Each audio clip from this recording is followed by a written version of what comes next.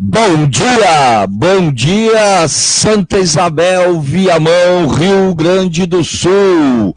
Estamos iniciando o nosso debates e opiniões aqui pelo www.radiosantaisabel.com.br. Muito obrigado aí pela sintonia do pessoal que está lá na nossa live. Já tem gente chegando. Estamos retomando o nosso debates de opiniões, que deu uma pausa agora nas eleições do primeiro turno, e estamos iniciando agora para falar de eleições também do segundo turno, né? E a nossa matéria de capa vai trazer para você uma reportagem onde o banqueiro, né, Eduardo Moraes, o ex-banqueiro Eduardo Moraes, fala sobre o sistema econômico e o que está em jogo no Brasil e no mundo nestas eleições. Vamos ouvir o que o ex-banqueiro Eduardo Moraes tem para nos dizer. Os bancos fazem uma covardia, não tem outra palavra para definir. Os 5 maiores bancos do país, eles cobram só de tarifa por ano. Tarifa, não estou falando de cheque especial, operações de banco de investimento, de tarifa, mais de 130 bilhões de reais. O orçamento da saúde no Brasil é de 130 bilhões. O da educação é de 110 bilhões. Então, os 5 maiores bancos cobram só de tarifa mais do que esses 2 orçamentos, quase que o tamanho do déficit brasileiro. Quem tem pouco dinheiro no banco paga tarifa alta e tem rentabilidade baixa nos produtos. Quem tem muito dinheiro não paga tarifa nenhuma e tem rentabilidade alta. Tudo no Brasil é feito a educação do Brasil. Quem tem muito dinheiro paga os colégios caros, que tem cada vez por mensalidades mais caras, contratam cada vez os melhores professores. Os colégios baratos cada vez têm menos dinheiro, os professores são cada vez piores. A gente tem uma máquina de concentração de riqueza no Brasil. Eu fiz um curso de mágico quando eu era mais novo. E você sabe qual que é o segredo de todo mágico? É atrair a atenção das pessoas para tudo que não tem a menor importância, para tirar a atenção delas na hora que importa. Do essencial. E o poder é isso. O poder é atrair a atenção das pessoas para tudo que não tem a menor importância, para na hora que tem a coisa importante, que é a que faz diferença, você não está prestando a menor atenção. Se hoje em dia no Brasil as pessoas soubessem como funcionam as coisas, os pobres e a classe média fariam revolução. O sistema de impostos no Brasil é um crime. É um crime. Você sabe quanto? Olha que interessante. Os ultra ricos do Brasil estudam a Receita Federal, tá? Que partiu de um estudo de pesquisadores do IPEA. Então, Receita Federal e IPEA. Não sou eu que estou falando aqui. Quanto que os ultra ricos do Brasil pagam, em média, de imposto de renda de pessoa física? Qual a alíquota? 6,9%. O Brasil é um paraíso fiscal. Aí você fala, não, mas a carga tributária brasileira é de 34% do PIB. É verdade. E é alta, mesmo comparado com os países da OCDE. Mas o que acontece? É uma carga alta no total, mas que pesa nada no rico, percentualmente, e quase toda nas camadas baixas da população, porque é sobre bens e serviços. 50% da nossa arrecadação é em cima de bens e serviços. Quando no mundo desenvolvido, esse negócio é residual, é menor do que 1/3. Então, assim, a gente fica olhando média e repetindo um monte de coisa. Somos uma sociedade rasa, debatedora furiosa de manchetes de Facebook. Porque a ideia do imposto de renda é ser um mecanismo de redistribuição de renda. Então, você tem que ter uma progressividade. E no vertical também. O cara que ganha menos tem que pagar muito menos imposto do que o cara que ganha mais. Aí você fala, mas por que isso é justo? Vamos discutir filosoficamente isso. Deixa o cara ganhar mais dinheiro.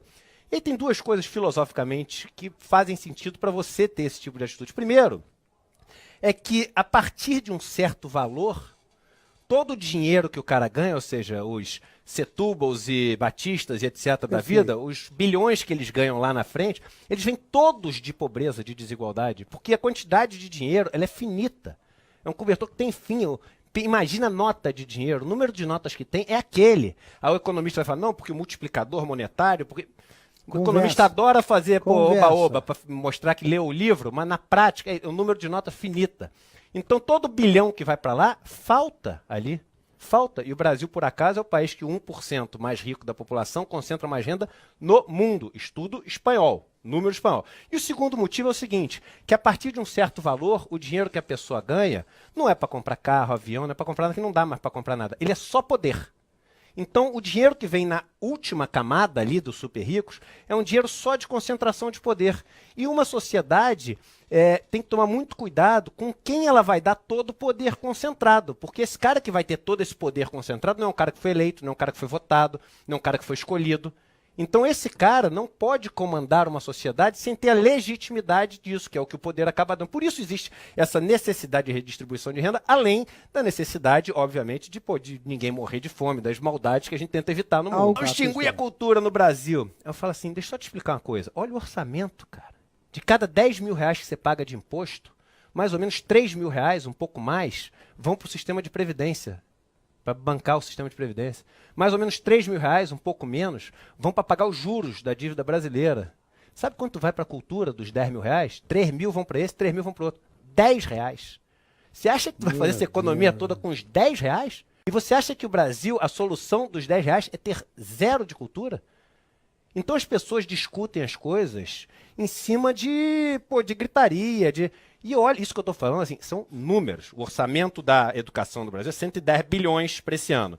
Do orçamento da saúde é 120 bilhões. O orçamento da cultura são 2 bilhões. E você viveu pessoalmente uma experiência que, como você dizia, quando eu produzi a peça, né? Mudou a tua visão das coisas, né? Porque você adquiriu conhecimentos. Como é que foi essa experiência? Eu produzi uma peça, eu me formei como roteirista em 2014, produzi uma peça de teatro com a minha esposa, que é uma atriz, e eu vi a loucura que é fazer cultura no Brasil.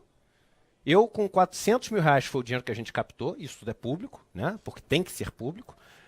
A gente captou via Lei Rouanet, então eu experimentei assim, a severidade que é você captar da forma correta na Lei Rouanet. Então cada água que você toma na coxia tem que estar registrada com nota fiscal e dentro do relatório que cumpre todas as regras do Ministério, etc. Pô, a gente empregou 50 pessoas durante 6 meses na pior crise que o Brasil teve. Então, enquanto as empresas estavam demitindo, eu estava fazendo a economia girar, com cultura, fazendo a turma ficar feliz e etc. Então, será que é isso que a gente vai acabar? Aí o cara pega um caso de um artista super famoso que já tem rios de dinheiro e faz um esquema com a Lei Rouanet com um monte de milhão de real e põe tudo no mesmo saco de gato. Como a internet é toda feita para vender, você acaba reunindo currais de pessoas que só pensam igual. Então o cara que é de direita, ele só lê notícia de direita, informação de direita, opinião de direita. O cara que é de esquerda só lê notícia de esquerda, informação de esquerda, etc. E ele não está ali para ver a informação do cara, ele está ali para confirmar o que ele acha e ter aquela sensação. Então você pega, por exemplo, o Vila foi falar alguma coisa sobre o negócio do Lula ser preso, etc. Ou o Reinaldo. Foi o Reinaldo que foi falar uma coisa. Ele foi massacrado e todo mundo de direita assim, não gosto mais de você. Porque você falou uma opinião... Pô, cara, então o cara não pode falar uma coisa diferente para você ouvir? Então a gente virou uma opinião... Virou pregar para convertido. É isso aí. Esta é a grande realidade. Pagamos muito para enriquecer poucos. Esse vídeo é um vídeo, né? Esse áudio que você acabou de ouvir é um vídeo e está lá na nossa página do programa Debates de Opiniões na Rádio Santa Isabel. Você entra lá e vai assistir este vídeo e a gente já está compartilhando mais uma vez lá na nossa live lá do Facebook no Itamar Santos. Para você ver o que está em jogo nestas eleições. É isto que a gente tem que ter clareza, meu amigo, minha amiga.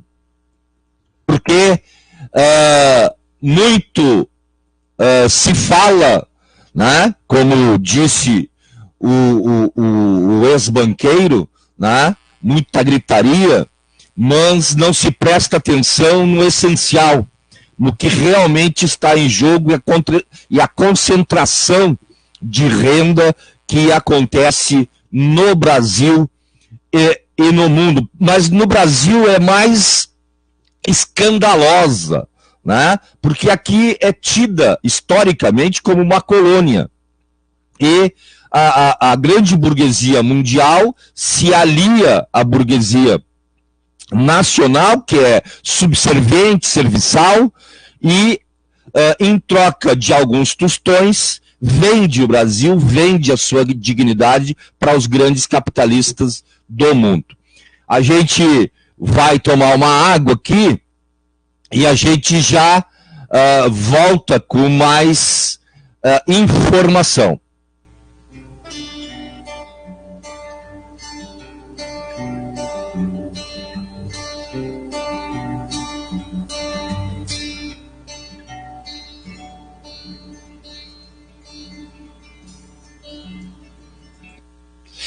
Isso aí, estamos de volta com o nosso Debates de Opiniões aqui no www.radiosantaisabel.com.br. Estão lá na nossa live. Vamos ver aí a turma que já está ligada lá na nossa live no Facebook. Marcelo Gonçalves e Gilmar Campos, Roberto Fonseca, Sarlene Macucci, Jaqueline Mendes, Marlene Silva, bom dia, e Gilberto Campos, Gilson Fraga, Jaqueline Mendes é de Igarapé, Minas Gerais, bom dia para você, obrigado pela sintonia. Denise Molo, Vânia da Costa, Marcelo Mâncio Alcindo Pereira, o Carlos Augusto Nogueira, pelo direito direito de ser direto e ter direito a voto, disse o Carlos Augusto. O Alex e a Mari Goulart, o Sérgio Vieira, o Roberto Carboneira, o Sadi Saval, quem mais que está aqui? Sadi Saval, Jarbas Juarez, Fabiano Marcelo, quem mais que está aqui? O João Adilno, a Kelly Nascimento, o Sidney Fontoura Gomes, o Manuel Rosa e Silva. Grande abraço para você e parabéns aí pela vitória do nosso senador Paulo Paim. Manuel Rosa é assessor do senador Paulo Paim. A Rejane Freitas entrou, o Emanuel Simões, Eronei Simões, Núbia da Silva, Heloísa Gurgel, Anade Xavier, Margarete Maciel, Lebele Martins, beijo no coração, minha Lebele, André Felipe Pereira, Rodrigues Sul, é isto? Isto mesmo. Giovana Rodrigues e o Faquin. Faquin também tá lá ligadaço na nossa live. Mais uma notícia. Ataque contra a Idade Mídia. Ataque cibernético retira do ar a página da Idade Mídia Comunicações para a Cidadania do Facebook.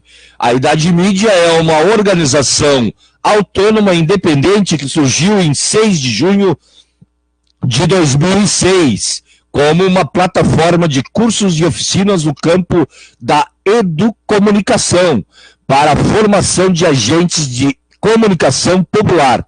Em 10 anos de fundação, lançou a rádio web Idade Mídia.org, uma emissora presente nas lutas sociais, com compromisso de fortalecer a comunicação contra-hegemônica na Amazônia. Mesmo sem qualquer fonte de recurso, a Idade Mídia atua diariamente com uma programação interativa 24 horas no ar, em alcance mundial e de qualidade HD, para cerca de 150 mil pessoas por mês. a Rádio Web Idade Mínima denunciou o incêndio criminoso contra a rádio comunitária em Gurupá. Colabora com a campanha para reativar a rádio e pede a federalização do caso. Ontem, o presidente da Câmara dos Deputados, através da Comissão de Direitos, enviou carta ao secretário de Segurança do Pará, solicitando acompanhar o caso. Desde então, a página da Idade Mídia no Facebook passou a sofrer ataque de hackers, numa ação tipo Pinchers. Por volta de meia-noite, a conta da nossa página foi desativada. Perdemos quase 10 anos de registros, textos, áudios, vídeos e fotos. Os inimigos pensam que podem nos calar. Nossa força é a resistência. Também os que tentam nos ignorar, condenar ao ostracismo, pois não podem admitir que um desempregado sem renda, que não pertence a nenhum grupo político partidário, possa desenvolver um projeto dessa magnitude. Esta semana, o site Idade Mínima será removido por falta de pagamento de hospedagem e mensalidade. A CUT e a FETRAC, em nome de suas presidentas Euciana e Ângela, por todo o carinho pela acolhida da Idade Mídia em seus espaços, pois é o nosso único e maior apoio. Muito obrigado por tudo. Agradeço às mulheres, a maioria, e homens que fazem a nossa programação. Morrerá com ela o que há de melhor em mim. Morro em vida que segue a luta até que a morte põe um fim ao corpo que no calor da batalha continuava a combater como morto estava. Assina Ângelo Madison, cientista social e fundador da Idade Mídia Comunicação para a Cidadania. Esse é mais um ataque de que os paramilitares fascistas estão agindo no Brasil. E falo paramilitar mesmo, né? São grupos armados que está atacando diretamente as pessoas, né? E aqui já vamos dar outra denúncia, né? De mais um ataque desse sofrido na UFPEL, Universidade Federal de Pelotas. Mais uma vez, Pelotas está nas notícias, né?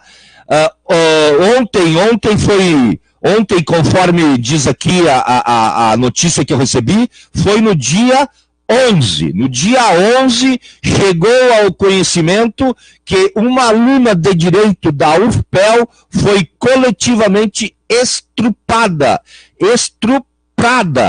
Esta é a palavra correta. Estuprada por minions. Ela é lésbica e foi um estupro corretivo. A universidade está apurando e estamos denunciando mais um crime a ser colocado nas costas do fascismo e o discurso de ódio que o coiso ruim está pregando por todo o Brasil. Os professores da universidade, e esta pessoa que denuncia é mestranda na mesma instituição, estão indignados e averiguando. Esta notícia deixou completamente sem ação muita gente boa lá de Pelotas. Podia ser qualquer uma de nós, diz a professora. A identidade da moça não foi revelada por questões de segurança. A ditadura, infelizmente, já começou. E além do que está acontecendo diretamente com as pessoas, e nós vamos falar muito disto hoje, professores da UFPEL estão recebendo por e-mail, né, ameaças fascistas, né? além de ter sido espalhado por todos os recantos do Brasil, aí em Porto Alegre, cartazes de cunho nazista estão sendo espalhados por tudo o Brasil, e as pessoas atacadas por serem negras, atacadas por serem gays, atacadas por serem lésbicas, atacadas por vestir camisa vermelha, atacadas por pintar o cabelo de rosa, atacadas por qualquer motivo, né? E isto é um absurdo, e estas eleições de segundo turno estão definindo isto.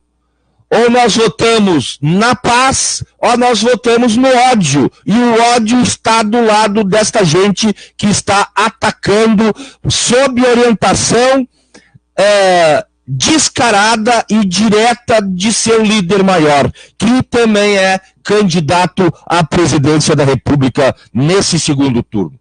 Vamos tomar mais uma aguinha e a gente já volta aqui com o nosso debates de opiniões.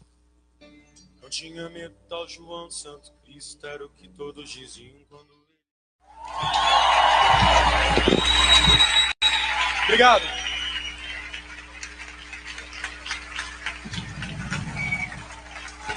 Estamos de volta aí com o nosso debates de opiniões aqui pelo www.radiosantosabel.com.br. Você ouviu aí Legião Urbana, Faroeste Caboclo, história permanente da vida brasileira, né? Quantos Joãos, quantos Santo Cristos, quantos e quantos matam e morrem porque caíram na vida fácil ou na vida difícil? Ah, é na vida difícil, na lei do cão. Ah, o crime organizado é a lei do cão, você paga com a vida. E a vida do povo brasileiro é uma coisa de louco.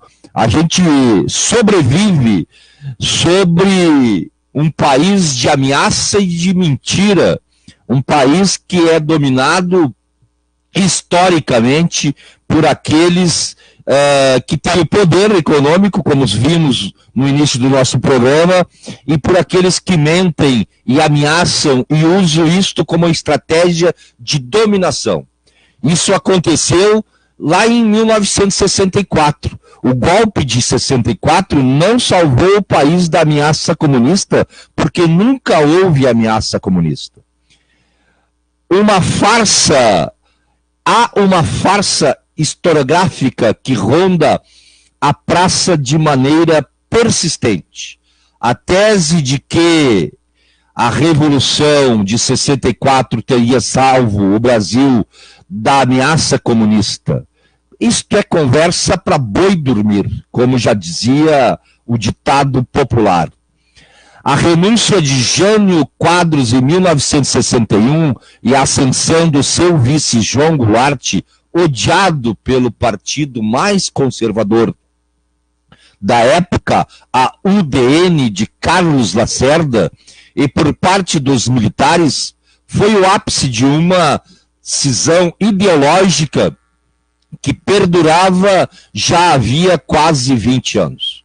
De agosto de 61 a março de 64, Jango foi alvo de uma guerra discursiva que o pintou como corrupto e conspirador de uma ofensiva comunista. Era tudo fantasia.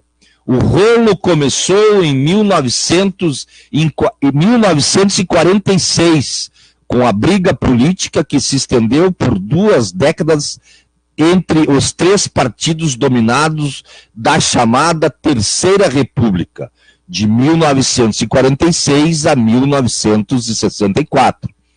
Incendiada pela UDN de Lacerdas, os udenistas derrotados nas urnas por Vargas em 1950 e depois por Juscelino Kubitschek em 1955, faziam uma guerrilha com notícias e editoriais falando sobre o risco iminente de o país virar comunista, sem base nenhuma na realidade. Na Constituinte de 1946, os comunistas do PCdoB formavam uma bancada respeitável, com um senador, Luiz Carlos Prestes, e 14 deputados, entre eles Carlos Marighella. Marighella, que se tornaria mundialmente conhecido por sua guerrilha urbana e acabaria morto pela ditadura em 1969. Era um congressista como qualquer outro, fazia discurso, frequentava gabinetes, apresentava moções e tomava cafezinho com seus pares. Em 1947, a Justiça declarou ilegal a existência do PCB e os mandatos dos comunistas foram cassados. Diante do golpe jurídico, os comunistas não apelaram para as armas. Ao longo da Terceira República, eram 3 os partidos dominantes. O PTB, partido de Vargas e Jango, que ocupava a porção à esquerda do espectro político, o PSD, partido centrista, que abrigava Dutra e JK, e a UDN, partido de viés mais liberal, cujo cunho central era o ódio a Vargas. A UDN era o partido favorito da grande imprensa, de setores da classe média e da intelectualidade nacional. Só não era o partido favorito dos eleitores. O fracasso nas urnas foi transformando a UDN em uma organização golpista. Se hoje é o bolivianismo que assusta o cidadão de bem, isto entre aspas, brasileiro, nos anos de 1950, o fantasma era regional, era o peronismo. Às vésperas das eleições vencidas por Vargas, o jornal do udenista Carlos Lacerda, uma das grandes figuras do partido, publicava declarações de um general afirmando, abre aspas, o governo tem conhecimento de um vasto plano subversivo organizado pelos comunistas, cuja eclosão se daria ao mesmo tempo em todo o território nacional. O governo brasileiro está de posse de dados concretos, comprovando que o senhor Getúlio Vargas mantém relações com o general Perón, presidente da Argentina, fecha aspas. Dizia-se que Perón financiava o movimento, abre aspas, para restaurar a ditadura, fecha aspas, no Brasil. Apelava-se para o medo, plantava-se a semente da paranoia, mas Vargas saiu-se vitorioso com 48,5% dos votos. Quando a derrota ficou evidente, a UDN optou por não reconhecer o resultado. O jornal de Lacerda trazia em letras garrafais, abre aspas, Getúlio não foi eleito legalmente, fecha aspas, como Vargas não obteve mais de 50% dos votos, golpistas como Lacerda e Aliomar Baleiro passaram a insistir na tese de que a maioria do eleitorado o rejeitara. Tentam na justiça barrar a posse de Vargas. Ficou famosa a frase de Lacerda, repetida a exaustão naqueles tempos. Abre aspas, Vargas não deveria ser eleito. Se eleito, não deveria tomar posse. Se tomasse posse, não deveria governar. Fecha aspas. Ainda que tenha feito um governo algo conservador, segundo percepção de renomados historiadores do país, Vargas não pôde governar. Em 1954, em meio às denúncias de orquestrar um plano secreto junto com Perón e de corrupção do Banco do Brasil, a UDN pede seu impeachment, que é rejeitada no Congresso. Após o episódio da rua Toneleiros, quando morreu o oficial da aeronáutica Rubens Vaz e Lacerda é alvejado, Vargas é instado pela cúpula militar a renunciar à presidência.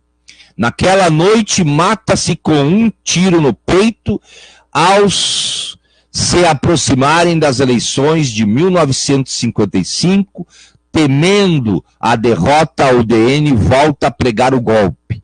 Primeiro são denúncias contra Juscelino Kubitschek, acusando-o de corrupto.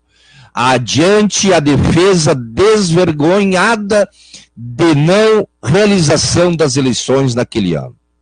Em editorial de junho de 1955, Lacerda afirma, abre aspas, não há mais a menor dúvida.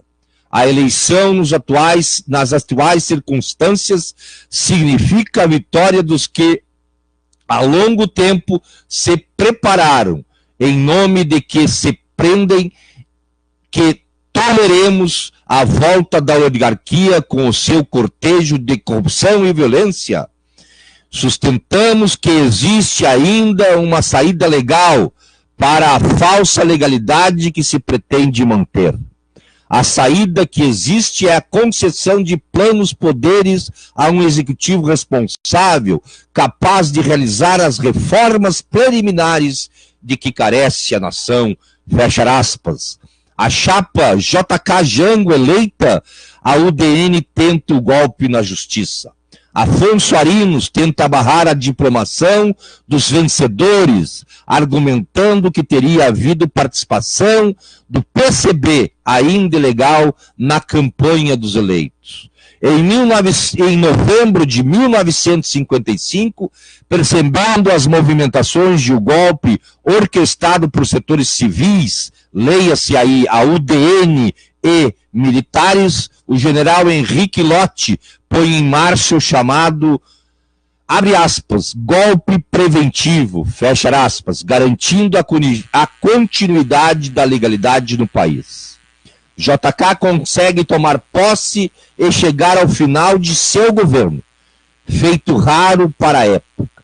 Nas eleições de 1960, a UDN decide apoiar Jânio Quadros, fenômeno político e então governador de São Paulo, mas que não fazia parte do partido. Jânio, porém, renuncia à presidência em agosto de 1961, jogando o país no caos. É neste cenário que João Goulart, do PTB, seu vice, torna-se presidente. Iria se tornar, na verdade, é declarado persona não grata para a segurança nacional por parte do Congresso, que se articula para impedir que o herdeiro de Vargas tome posse. Setores civis e militares quiseram impedir o cumprimento do texto constitucional. Havia o que se chamava de abre aspas, veto militar ao nome de Goulart. No Rio Grande do Sul começava a campanha pela legalidade, liderada por Leonel Brizola. Entre os legalistas estavam o chefe do exército naquela região, o general Machado Lopes. Circulava a notícia que o 2º Exército, com sede em São Paulo, se encaminharia para o Sul, de forma a desbaratar a resistência. Havia o que se chamava de veto militar ao governo Goulart. A ameaça passa a ser não de um golpe civil-militar, mas de guerra civil. O Jornal do Brasil, em editorial, afirmava, abre aspas, a expressão guerra civil é a única que cabe para definir o que pode acontecer a qualquer momento no Brasil, fecha aspas. Até o The New York Times alertava, abre aspas, os oficiais do Exército Brasileiro que desafiaram sua Constituição e a vontade dos eleitores ao se recusarem a deixar João Goulart assumir a presidência, trouxeram seu país à iminência de uma guerra civil, fecha aspas. O jornal Correio da Manhã se manifestou em editorial intitulado entre aspas, ditadura, no qual dizia, abre aspas, o manifesto dos ministros militares coagindo o Congresso é o golpe abolindo o regime republicano do Brasil. É a ditadura militar. Fechar aspas. O meio termo encontrado foi deixar Jango assumir, mas castrado dos poderes presidenciais, graças a um parlamentarismo de ocasião. Era o golpe envergonhado. Voltavam-se a utilizar as velhas armas contra Jango, uma suposta conspiração internacional de caráter peronista, as supostas tendências comunistas do latifúndio e as alegações de corrupção. Em 1964, o deputado udenista Bilac Pinto afirma, sem qualquer prova concreta, que João Goulart preparava uma revolução, que o presidente organizava uma guerrilha armada no país, aproveitando-se do ambiente caótico de 1964, em que se somava a crise econômica e a falta, e a alta polarização política. Faça-se o golpe civil-militar de 31 de março. A suposta guerrilha de Jango, o suposto armamento em posse das ligas camponesas, o MST da época, a suposta infiltração comunista das Forças Armadas, era tudo fantasia, era tudo mentira. O golpe ocorreu quase sem resistência, pois resistência não havia. Dá-se um golpe, pois um golpe que queria dar desde 1951, pelo menos, a luta armada comunista, que jamais colocou em risco o governo brasileiro, só emergiu após a implementação da ditadura, não antes. Enfim, houve um tempo no Brasil no qual políticos civis não reconheciam o resultado das eleições, que não se conformavam com uma democracia na qual os eleitores elegem seus adversários. Houve um tempo no Brasil no qual militares de alta patente se arvoravam o direito de falar de política. Tempo em que generais ameaçavam não reconhecer os resultados das urnas, caso o eleito não fosse do seu agrado. Às vésperas das eleições de 2018, o cenário se repete agora com outros atores, mas com as mesmas práticas fraudulentas, mentirosas de sempre, desses mesmos que sempre dominaram o Brasil e que nunca admitiram deixar o governo na mão do povo brasileiro. Então, meu amigo, minha amiga, você, sabendo disso, se você não concorda, duvida, acha que eu estou falando mentiras, procure a história brasileira, procure os vários artigos que falam sobre esta história, porque está de novo esta falsa ameaça contra o povo brasileiro. E que, se esse mesmo povo acreditar nessas mentiras que estão sendo requentadas outra vez, a história brasileira, os golpistas do Brasil requentam velhas práticas, porque eles não têm nem criatividade para demonstrar e convencer a população brasileira do que aquilo que eles querem é bom para o Brasil, porque isso não é bom para o Brasil.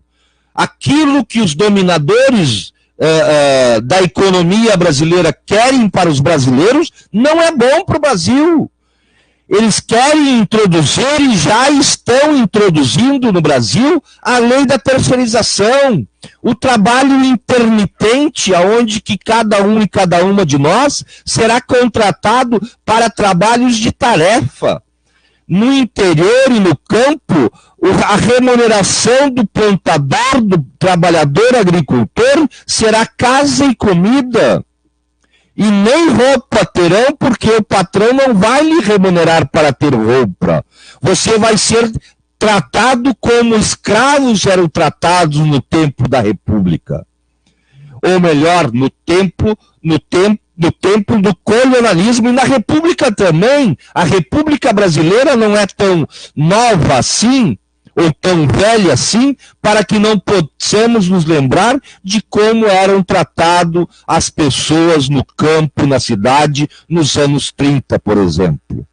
Então, você que está me assistindo pelo Facebook, você que está nos ouvindo lá no nosso aplicativo, é só você entrar na página do Play Store e baixar o aplicativo da Rádio Santa Isabel, você vai me ouvir no telefone celular, aonde que você quiser, aonde que você estiver no Brasil e no mundo. Então, meu amigo, minha amiga, preste atenção, estas eleições, mais uma vez, vai definir o nosso futuro, o dos nossos filhos e dos nossos netos, com certeza. Então, estejamos atentos a tudo aquilo que chega de informação até nós. Vamos lá e já voltamos.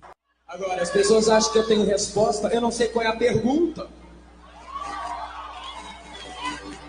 Teatro dos Vampiros.